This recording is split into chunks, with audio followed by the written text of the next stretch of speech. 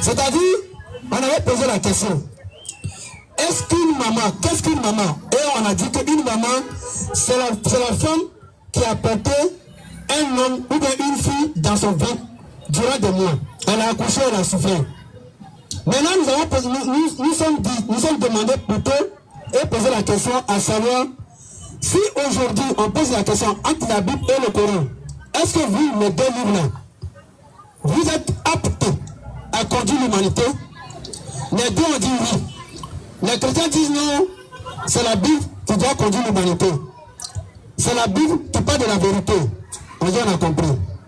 Maintenant, on a posé la question. Si un homme, que sa maman l'a mis au monde, peine sur peine, il a vécu, il a travaillé, il a eu de l'argent. Cet homme-là, on a dit s'il meurt devant le tribunal là, qu'est-ce que la Bible en dit sur l'obtention des biens de son enfant, à savoir l'héritage de son enfant là? Est-ce que la Bible impose à un homme ou à une fille qui meurt là, ou à quel meurt, est-ce que la Bible impose à ce dernier-là de prendre une partie de son héritage et donner à sa maman et à son papa?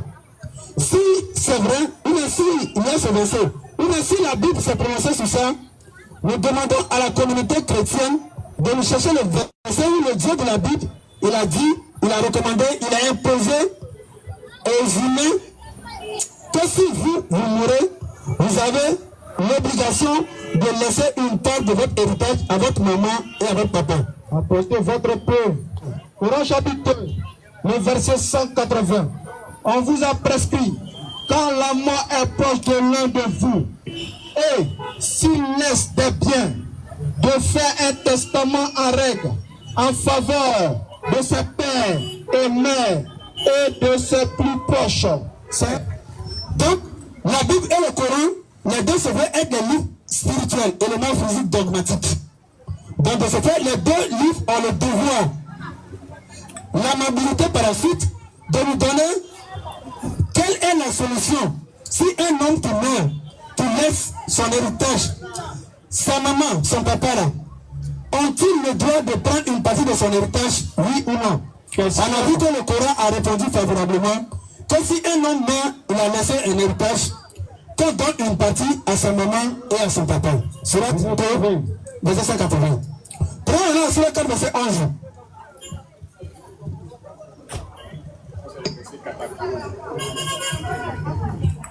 Prenons la surat 4, verset 11. Qu'est-ce que le Coran en dit? Si un homme qui meurt et il a laissé l'héritage, est-ce que le Dieu du Coran a-t-il recommandé, imposé à l'homme de donner partie à sa maman? Oui ou non? Surat 4, le verset 11. Voici ce que Allah vous enjoint au sujet de vos enfants. Au fils, une part équivalente à celle de 2 filles. S'il n'y a que des fils, les mêmes, plus de 2, à elle, alors 2 tiers de ce que le défunt laisse. Et s'il n'y en a qu'une, à elle alors la moitié. Quant au père et mère du défunt, à chacun d'eux, le 6e de ce qu'il laisse.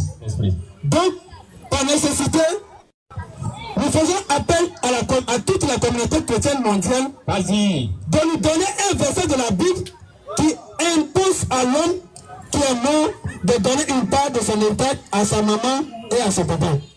Nombre 27, verset 7. Message médecin. Et si c'est suité. Et l'Éternel dit à Moïse, les filles de Solophache ont raison.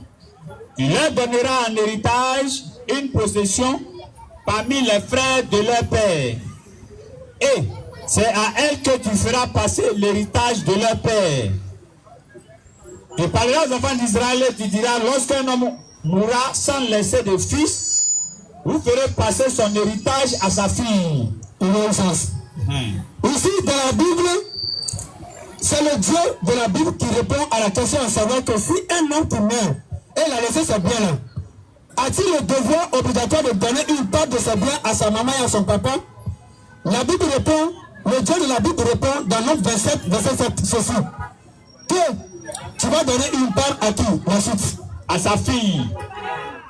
La Bible dit que si un homme meurt, il laisse ses biens, il a l'obligation de donner une part à sa fille. Et à ses frères.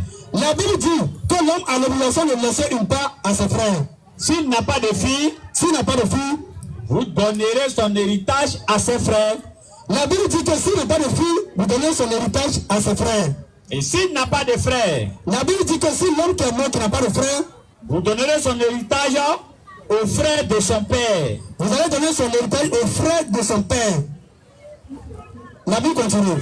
S'il n'a point de frères de son père, vous donnerez son héritage aux plus proches parents de sa famille. La Bible dit que s'il n'a pas tout ça là, c'est bien là, vous allez donner ça aux plus proches de sa famille. Et c'est lui qui le possédera. Et c'est lui qui va prendre tous les biens. Ce sera pour les enfants d'Israël une loi et un droit comme l'Éternel l'a ordonné. Ce sera pour les enfants d'Israël une loi, un droit comme l'Éternel l'a ordonné. L'Éternel est le Dieu de la Bible. La vieille son sang. Amen.